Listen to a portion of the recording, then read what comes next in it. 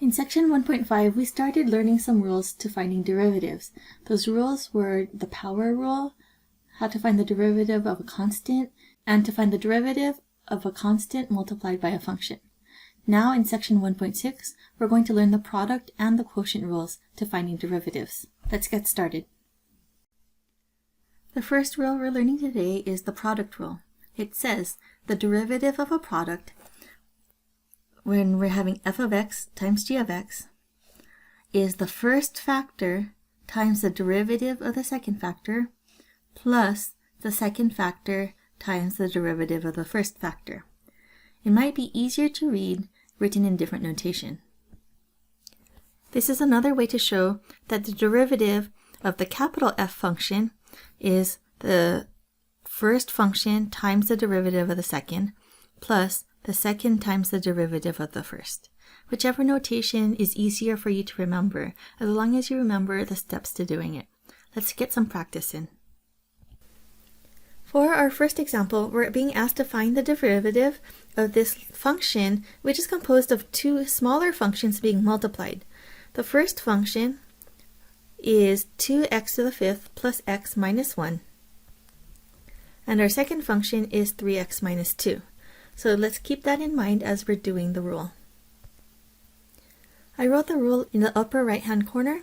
So the derivative is the first function times the derivative of the second plus the second times the derivative of the first. So the first function is 2x to the fifth plus x minus 1.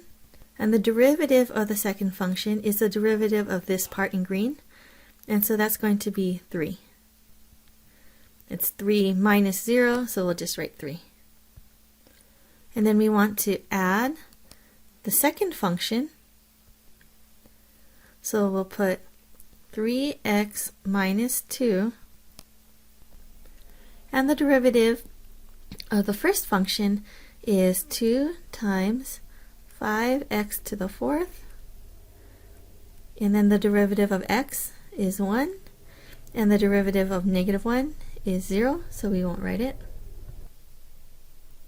And it tells us not to simplify. I'm just going to go ahead and rewrite it once, all in black. And I did simplify one part, and that was just the part over here, which was the 2 times the 5x to the fourth. But this here is my f of x, and then the derivative of g of x, and then this was g of x times the derivative of f of x. So there we go. There's another example in your book that you should do, that you should get some practice on. We're going to do a lot of them in this section. Alright, let's go to the next one. For the second example, we're going to find the derivative of the product of these two parentheses. Let's just rewrite it once so that everything, whether it's a radical or a fraction, is going to be written with exponents instead. So one thing I want you to notice is that it has the ddx in front of the function. This means find the derivative of all of this. And then we have parentheses denoting that this function is being multiplied by the second function. And so we're going to call the blue function and the green function our first and our second, and we're going to take the derivative of it. So since this says take the derivative of it, when I do take the derivative, I don't have to write that part anymore. So we're going to lose the ddx on the next line. So the formula says the first function times the derivative of the second. So we're going to get 4x to the third minus 1/3 x to the negative 2/3 plus the second function times the derivative of the first. That's 5 times 2x plus 4 times negative 1 times x to the negative 2. Now once again, it says do not simplify. I'm going to simplify within each individual parentheses, but I'm not going to try to multiply anything else out. So I'm going to rewrite this so it looks more like how it started off in the beginning. So any negative exponents will become fractions, any fractional exponents will become radicals. So the 5 times the 2x becomes 10x, the 4 times the negative 1 becomes negative 4 over x squared, and I wrote some radicals instead of fractional exponents. But I don't want you to do any multiplying of this out. This is what we would consider simplified at this step. Thank you. When you want to find the derivative of a quotient, meaning that there's division going on in here, then there's a special rule. Let's highlight the numerator in blue and the denominator in green.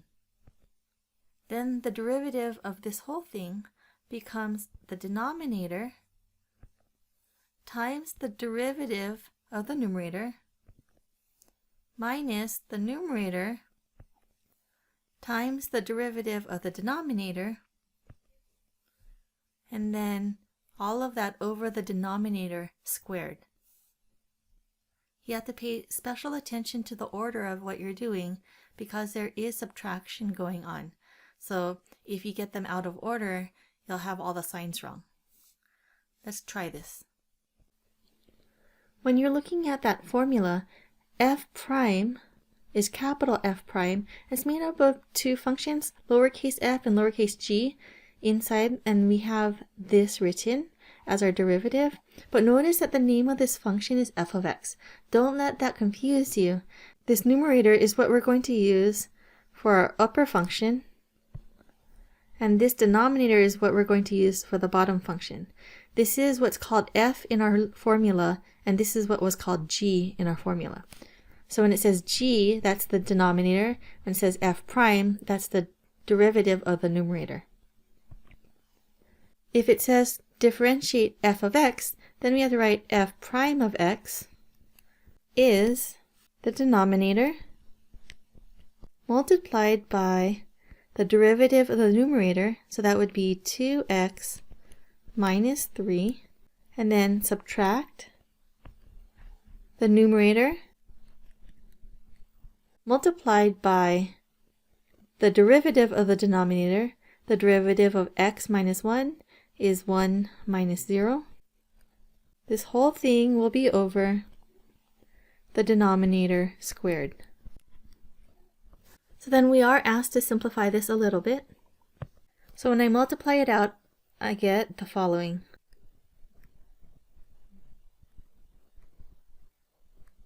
Keep in mind you have to distribute that minus to the 3x. And then you want to combine like terms.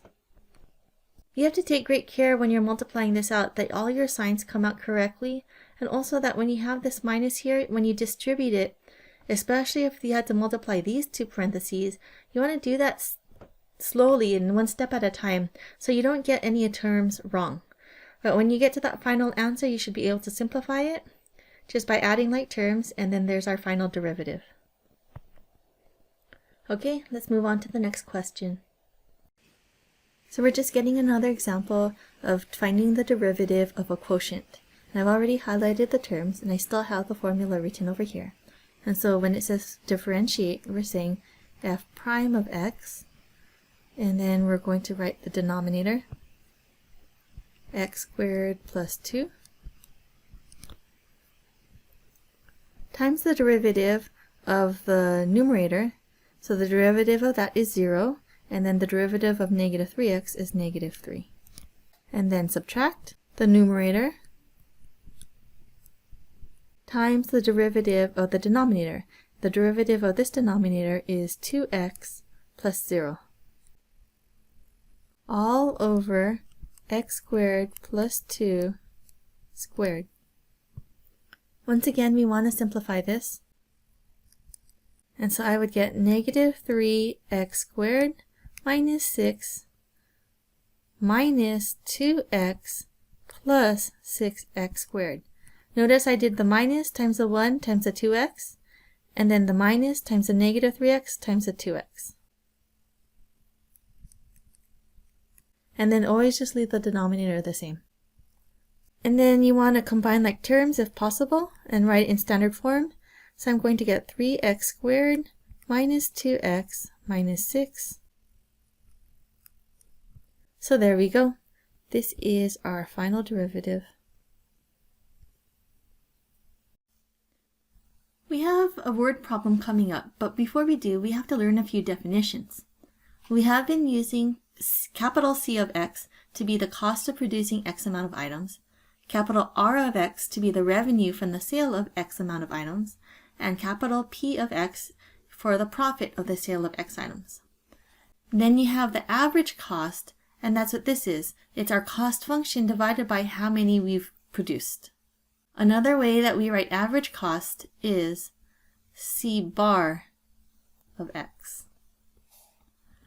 The same thing with revenue. We have the revenue function, and if we divide it by how many items we've sold, then you have average revenue, R bar of X. And the same thing with profit. If we divide the profit function by how many items we've produced, then that's average profit, or P bar of X. So knowing that, let's go to our next problem. For video example 4, we see that Paulson's greenhouse finds that the cost in dollars of growing X 100 geraniums is modeled by the function C of X is equal to 200 plus 100 and then the fourth root of X. If revenue from the sale of X 100 geraniums is modeled by R of X equal to 120 plus 90 times radical X, find each of the following. We want to find the average cost, the average revenue, and average profit. So we're going to get C bar of X, and that's going to be 200 plus 100 fourth root of X all over X. R bar of X will just be just as easy, and we're going to get 120 plus 90 radical X over X, and then P bar of X is going to be my revenue minus my cost, so it's going to be negative 80 plus 90 radical X minus 100 fourth root of X. And then take that function and divide it by X. Keep in mind that the question actually asks us not just to find the average cost, average revenue, and average profit, but not just the functions, but to find out when we grow 300 geraniums. Now, what value are you plugging in for X when it's selling 300 geraniums? It's sort of a trick question, because when we look at this question here, or the setup, it says when you're going X 100 geraniums, then how many X's do I have when I have 300 geraniums? Then X is 3. So let's plug 3 into each of these functions, and let's use our calculators to make that easier. So notice that I just replaced all my X values with 3's, and then I'm going to use my calculator to solve all of these. Using my calculator, I came up with these 3 values. Notice that they should be approximations, so I'm using a squiggly equal, and then my units is going to be cost, so price, per 100, because it was the cost function over X, and X stood for how many hundreds we sold. My average cost is approximately $110.54 per hundred. Always when you're doing money, you want to round to 2 decimal places, because that makes sense. We know how to do 54 cents. And then we have $91.96 per hundred for our revenue, but our profit is actually still negative.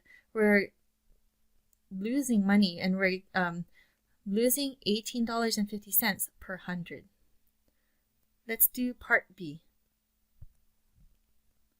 The question asks us to find the rate at which the average profit is changing.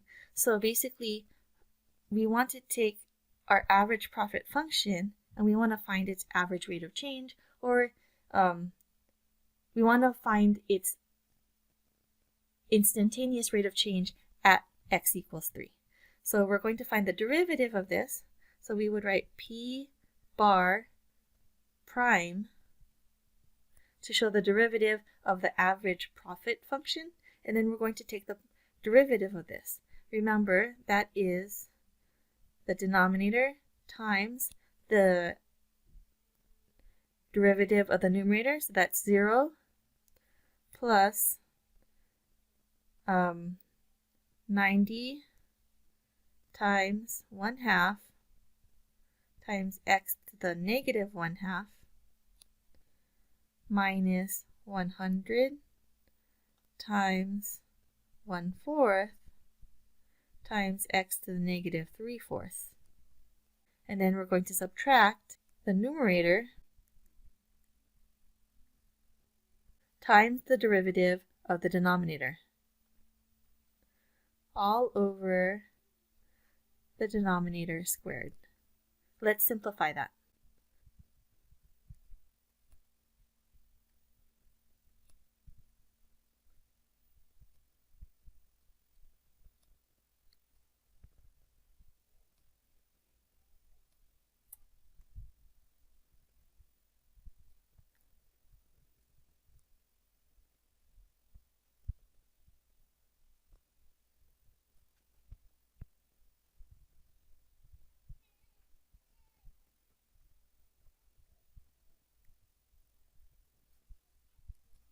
So now that we've simplified p bar prime of x, now let's plug in 3.